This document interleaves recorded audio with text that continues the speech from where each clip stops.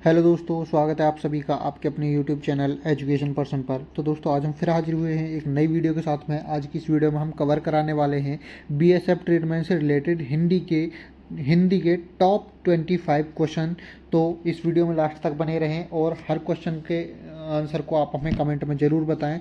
और जब क्वेश्चन 25 आपके कवर हो जाएं, उनमें से कितने क्वेश्चन आपके ठीक हुए हैं वीडियो के लास्ट में कमेंट करके ज़रूर बताएं। तो स्टार्ट करते हैं आज की इस वीडियो को। वीडियो स्टार्ट करने से पहले आप सभी लोगों से बस एक छोटी सी रिक्वेस्ट है, अगर आप हमारे यूट्यूब चैनल एजुकेशन पर्सन पर अभी नए आए हैं तो प्लीज़ चैनल को सब्सक्राइब करके बेल आइकन को ज़रूर दबा लें, जिससे कि आने वाले सभी वीडियोज़ का नोटिफिकेशन आप सभी को मिल सके। साथ ही हमने बीएसएफ ट्रेडमैन से रिलेटेड पीवाईक्यू की जीके की प्रैक्टिस सेट क्लासेस भी चला रखी हैं। अगर आपने उस प्रैक्टिस सेट को ज्वाइन नहीं किया है तो आप उसे भी ज्वाइन कर सकते हैं। उस वीडियो का लिंक या फिर प्लेलिस्ट का लिंक आपको इस वीडियो के डिस्क्रिप्शन बॉक्स में डाल दूंगा, या फिर आप हमारे यूट्यूब चैनल पर विजिट करेंगे तो वहाँ पर भी उसकी प्लेलिस्ट की फाइल आपको मिल जाएगी। ठीक है, स्टार्ट करते हैं आज की वीडियो का। हम पहला क्वेश्चन देख लेते हैं क्या कहता है। तो आज का हमारा पहला क्वेश्चन है, ऊंट के मुंह में जीरा लोकोक्ति का अर्थ है। किसका? ऊंट के मुंह में जीरा, इस लोकोक्ति का क्या अर्थ है? बहुत बड़े प्राणी को भोजन बनाना, या फिर ऑप्शन बी है बहुत अधिक खाने वाले को बहुत कम देना, या फिर ऑप्शन सी में है जानवर को दवाई देना, या फिर ऑप्शन डी है बड़े प्राणी को सांत्वना देना। तो इसका राइट आंसर क्या होगा दोस्तों? ऊंट के मुंह में जीरा, इस लोकोक्ति का क्या अर्थ है? तो इसका राइट आंसर जाता है ऑप्शन नंबर बी के साथ में, बहुत अधिक खाने वाले को बहुत कम खाना देना। तो ऑप्शन बी इसका राइट आंसर हो जाएगा। ठीक है, चलते हैं अगले क्वेश्चन की तरफ। अगला क्वेश्चन है दोस्तों हमारा, ढिंडोरा पीटना मुहावरे का अर्थ है क्या? ढिंडोरा पीटना, इस मुहावरे का क्या अर्थ है? संघर्ष करना, समय व्यतीत करना, व्यर्थ का काम करना, या फिर बातों को प्रचारित करना। तो क्या होगा इसका राइट आंसर? ढिंडोरा पीटना, इस मुहावरे का क्या अर्थ हो जाएगा? जल्दी बताइए।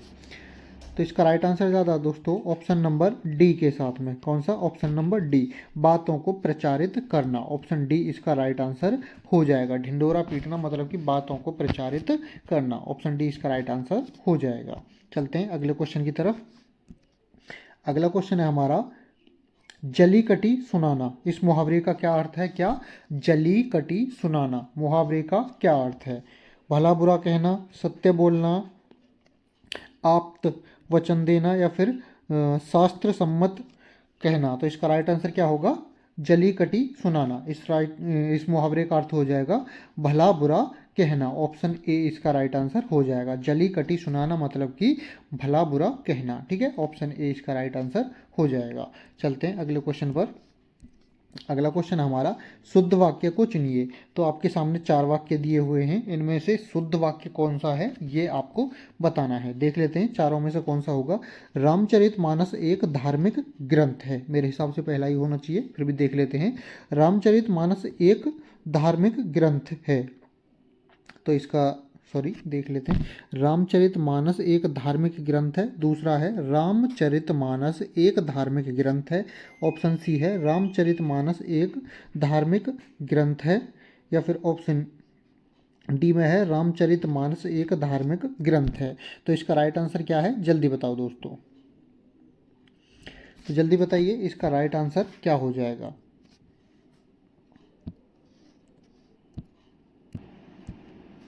तो इसका राइट आंसर जाता दोस्तों ऑप्शन नंबर ए के साथ में। कौन सा?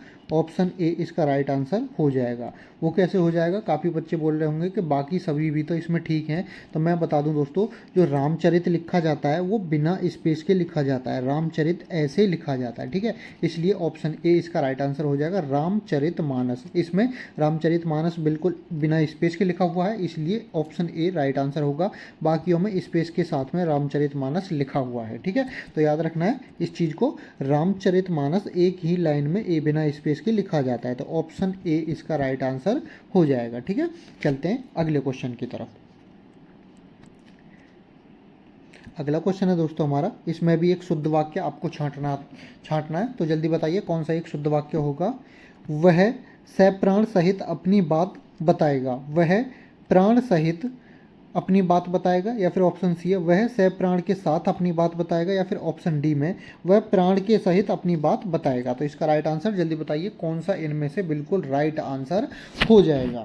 पांचवें क्वेश्चन का कौन सा राइट आंसर है जल्दी बताइए, शुद्ध वाक्य का चुनाव करिए।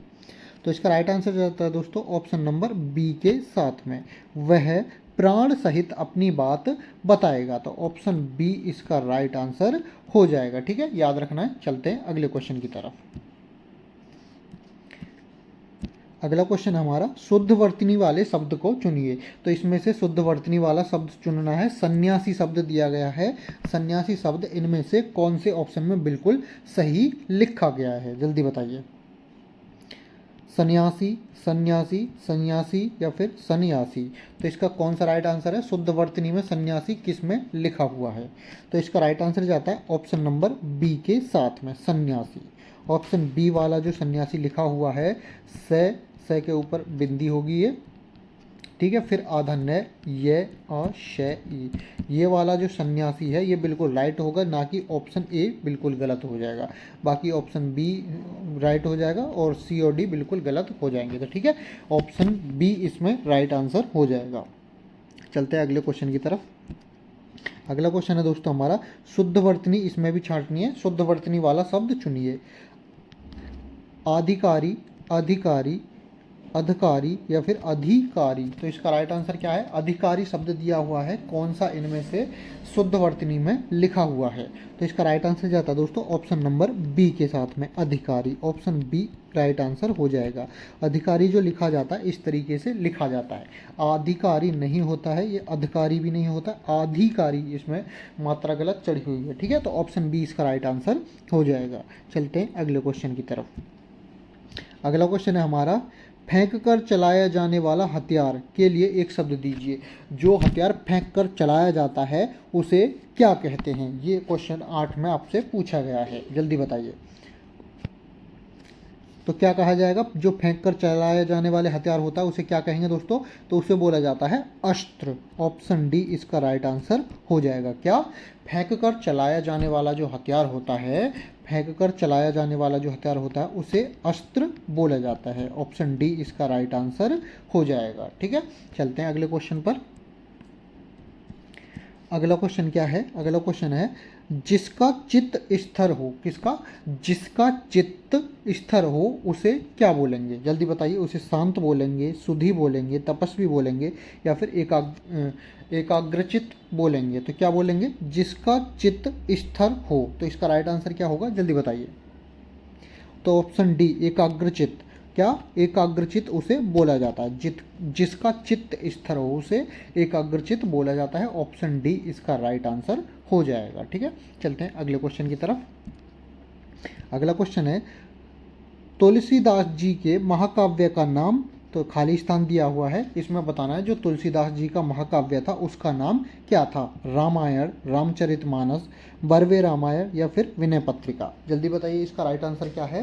तुलसीदास जी ने इनमें से कौन सी पुस्तक लिखी थी? तो तुलसीदास जी का जो महाकाव्य है उसका नाम है रामचरितमानस। ऑप्शन बी इसका राइट आंसर हो जाएगा। ठीक है, चलते हैं अगले क्वेश्चन पर।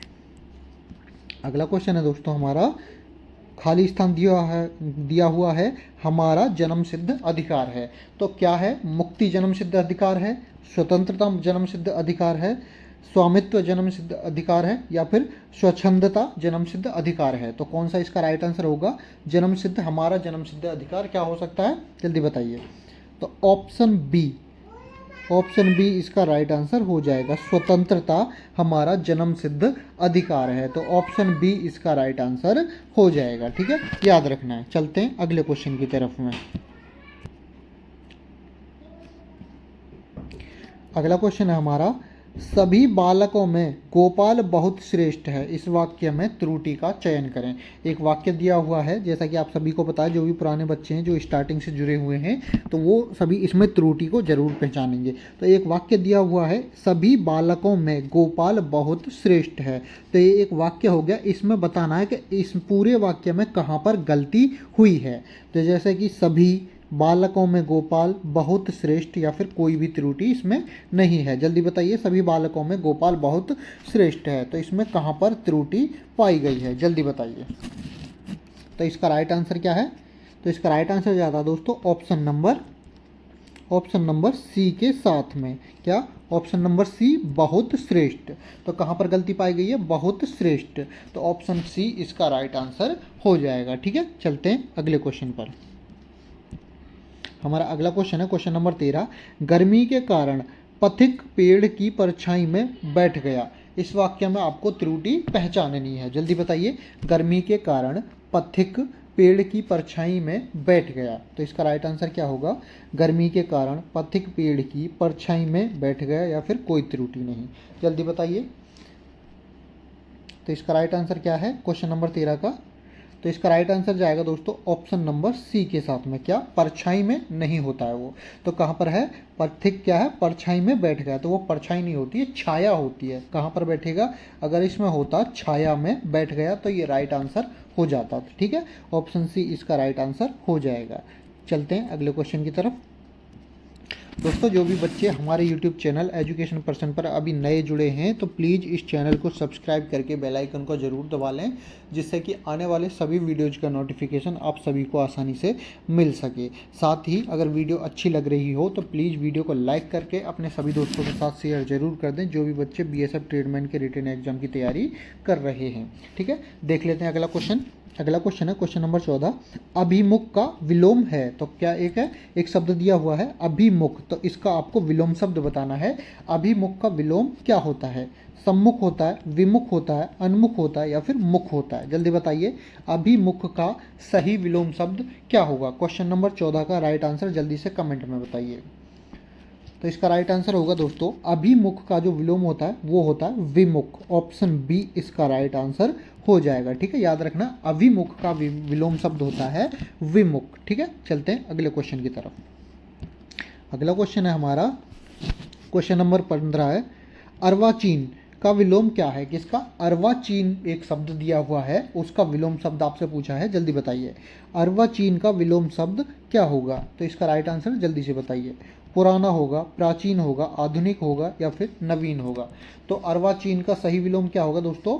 तो इसका राइट आंसर जाता है ऑप्शन नंबर बी के साथ में, प्राचीन। अर्वाचीन का सही विलोम होता है प्राचीन। ऑप्शन बी इसका राइट आंसर हो जाएगा। चलते हैं अगले क्वेश्चन की तरफ। अगला क्वेश्चन हमारा कुबेर। कुबेर का समानार्थी शब्द है, तो इनमें से कुबेर का एक समानार्थी शब्द कौन सा होगा? अनंग होगा, स्कंदन होगा, भद्र होगा या धनद होगा? तो जल्दी बताइए, कुबेर का समानार्थी शब्द इनमें से कौन सा हो जाएगा, जल्दी बताओ। तो इसका राइट आंसर जाता है दोस्तों ऑप्शन नंबर डी के साथ में। कुबेर का जो समानार्थी होता है वो होता है धनद। ऑप्शन डी इसका राइट आंसर हो जाएगा। ठीक है, चलते हैं अगले क्वेश्चन पर। तो हमारा अगला क्वेश्चन है क्वेश्चन नंबर 17। अंकुर का समानार्थी शब्द है, तो अंकुर का समानार्थी शब्द क्या होता है, जल्दी बताइए। अंकुर का समानार्थी क्या होगा? नवोदभदी होगा, ठीक है, सॉरी नवोदभिद होगा, उपांश होगा, आरंभ होगा या फिर टुकड़ा होगा, जल्दी बताइए। अंकुर का समानार्थी शब्द क्या होगा? जल्दी से इसका राइट आंसर मुझे कमेंट में बताइए। तो अंकुर का जो समानार्थी होता है वो होता है नवोदभिद। कौन सा? नवोदभिद अंकुर का एक समानार्थी शब्द इनमें से हो जाएगा। ऑप्शन ए इसका राइट आंसर हो जाएगा। याद रखना है, अंकुर का समानार्थी कौन सा है? तो वो नवोदभिद। ऑप्शन ए इसका राइट आंसर हो जाएगा। चलते हैं अगले क्वेश्चन की तरफ। हमारा अगला क्वेश्चन है, जैसा कि आपको पता है पैराग्राफ में मैं आपको बताता आया हूँ, इसमें क्वेश्चन नंबर 18 से 22 तक इसमें आपको 5 क्वेश्चन पूछे गए हैं। तो और खाली जगह पर इनमें से कौन कौन से वर्ड आपको आएंगे, जैसे कि क्वेश्चन भी दिए हुए हैं, ऑप्शन दिए हुए हैं, तो इस पैराग्राफ में आपको बताना है कि कौन सा राइट आंसर खाली स्थान पर आने वाला है। तो जो बच्चे स्टार्टिंग से जुड़े हुए हैं इस टेस्ट सीरीज के थ्रू, तो उन सभी को बहुत अच्छे तरीके से ये जो खाली स्थान दिए हैं उनको फिल करना आ गया होगा। इस पैराग्राफ को वो बहुत अच्छे तरीके से समझ सकते हैं। तो इसमें राइट आंसर हम देख लेते हैं। तो 18 क्वेश्चन नंबर 18 से 22 तक के सभी क्वेश्चन दिए हुए हैं, देख लेते हैं एक बार इन सभी को। डायनामाइट एक शक्तिशाली, तो शक्तिशाली क्या होता है? पदार्थ होता है, वस्तु होती है, द्रव होती है या फिर विस्फोट होता है? जल्दी बताइए। डायनामाइट एक शक्तिशाली क्या होता है? विस्फोट होता है। तो ऑप्शन डी इसमें आ जाएगा, विस्फोट है। इसका आविष्कार, खोज, विकास या उत्पत्ति क्या होगा? जल्दी बताइए। डायनामाइट एक शक्तिशाली विस्फोट है, इसका आविष्कार, ठीक है, 19 का एक आएगा आविष्कार, ठीक है, इसका आविष्कार अल्फ्रेड बर्नाल्ड नोबेल ने किया था। डायनामाइट के आविष्कार से विश्व में मच गया, तो क्या मच गया? घमासान, युद्ध, जंग या फिर तहलका? जल्दी बताइए कौन सा राइट आंसर होगा 20 का। तो 20 में आएगा दोस्तों ऑप्शन नंबर डी, तहलका, ठीक है। डायनामाइट से क्या मच गया? तहलका मच गया। खनन उद्योगों में इसकी शुद्धि, मांग, तलाश या कमी? तो जल्दी बताइए 21 का क्या होगा? खनन उद्योगों में इसकी कमी हो सकती है या फिर तलाश हो सकती है, शुद्धि हो सकती है, मांग हो सकती है? जल्दी बताइए। तो इसमें खनन उद्योगों में इसकी मांग, ऑप्शन बी 21 का हो जाएगा, ठीक है। खनन उद्योगों में इसकी मांग होने लगी। इन्हीं के नाम पर भारत रत्न, रमन मैग्सेसे या पद्मश्री या नोबेल पुरस्कार की शुरुआत की गई। किसके नाम पर की गई थी? जल्दी बताइए। इन्हीं के नाम पर किसकी शुरुआत की गई थी, ये आपको बताना है। जल्दी बताइए 22 का क्या होगा? तो 22 का ऑप्शन नंबर डी होगा, नोबेल पुरस्कार की शुरुआत की गई थी। तो याद रखना है। 18 का क्या होगा? 18 में ऑप्शन डी विस्फोट, 19 का आविष्कार, ठीक है, 20 में तहलका मच गया है, ठीक है, 20 में इसकी मांग रखी गई और 21 में इसको नोबेल पुरस्कार दिया गया था, ठीक है। तो ऑप्शन ये आपको अच्छे तरीके से देख लेना। ये पैराग्राफ बहुत अच्छे तरीके से लोगों को समझ में आने लगे होंगे और आसानी से इसको आप सॉल्व भी कर सकते हो, ठीक है। चलते हैं आप नेक्स्ट क्वेश्चन पर। अगला क्वेश्चन है दोस्तों हमारा क्वेश्चन नंबर 23। क्वेश्चन नंबर 23 क्या कहता है? निम्नलिखित में से कौन सा शब्द तत्सम है? तो तत्सम शब्द आपको बताना है। इन चारों में से कौन सा शब्द एक तत्सम शब्द होता है? तत्सम और तद्भव दो प्रकार के शब्द होते हैं। तत्सम मैं बता दूं, तत्सम शब्द वो होते हैं जो संस्कृत में प्रयोग किए जाते हैं। तद्भव वो होते हैं जो संस्कृत से उत्पन्न होकर के हिंदी में आए हैं, ठीक है। तो आपको क्या बताना है? इसमें से तत्सम शब्द बताना है। तत्सम अब आग होगा, अंगोछा होगा, अंधकार होगा या फिर आंख होगा? जल्दी बताइए। तो 23 का क्या होगा? जल्दी बताइए।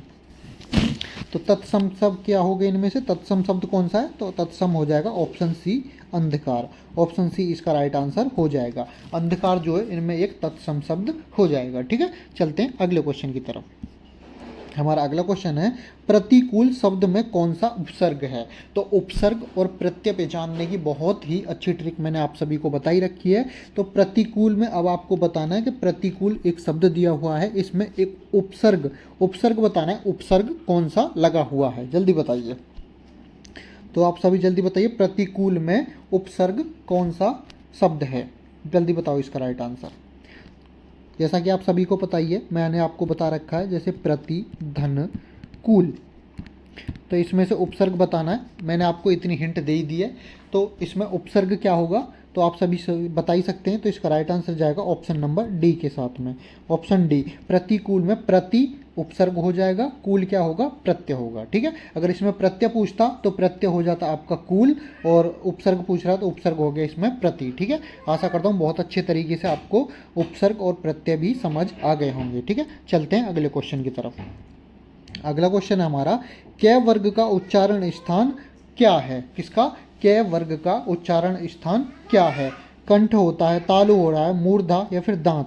तो जल्दी बताइए क वर्ग को हम कहाँ से बोलते हैं? तो इसका राइट आंसर क्या है? क वर्ग के मैं आपको बता दूं, KTM2, KTM2 कचट तप, क च ट त प, कचट तप, ये आप जान सकते हैं। ये एक ट्रिक है दोस्तों। KTM2 कैसे? कंठ है, तालु, मूर्ध है, दंत है और ओष्ठ है, ठीक है। ये क वर्ग हो गया, च वर्ग हो गया, ट वर्ग हो गया, त वर्ग हो गया और प वर्ग हो गया, ठीक है। कचट तप और KTM2, ये दो चीज़ आपको याद रखनी है। तो इन जो वर्ग पूछे जाते हैं, क वर्ग, च वर्ग, तो इन सभी को आप आसानी से बता सकते हैं। याद रखना है KTM2 और कचट तप, क च ट त प, ये आपको दोनों चीज़ याद रखनी है। तो आपको कहीं भी कैसे भी कोई भी वर्ग पूछ ले तो उसका उच्चारण स्थान आप आसानी से बता सकते हैं। तो इसमें पूछा है आपको क्या, क वर्ग का उच्चारण स्थान क्या होगा, तो ऑप्शन ए इसका राइट आंसर हो जाएगा। ठीक है, क वर्ग क्या है, कंठ से बोलने वाला उच्चारण स्थान हो जाएगा। ठीक है, तो दोस्तों आज की इस वीडियो में हमने आपको टॉप 25 क्वेश्चन कवर कराए हैं जो बीएसएफ के प्रीवियस ईयर पेपर्स में पूछे गए हैं। तो आज की वीडियो में आपके टोटल 25 में से कितने क्वेश्चन ठीक हुए हैं ये मुझे कमेंट में ज़रूर बताएं। आज की वीडियो अगर अच्छी लगी हो तो प्लीज़ वीडियो को लाइक करें, ज़्यादा से ज़्यादा अपने सभी दोस्तों के साथ शेयर करें। और जो बच्चे हमारे यूट्यूब चैनल एजुकेशन पर्सन पर अभी नए आए हैं, प्लीज़ इस चैनल को सब्सक्राइब करके बेल आइकन को ज़रूर दबा लें, जिससे कि आने वाले सभी वीडियोज़ का नोटिफिकेशन आप सभी को मिल सके। तो दोस्तों मिलते हैं अब नेक्स्ट वीडियो में, जब तक के लिए जय हिंद।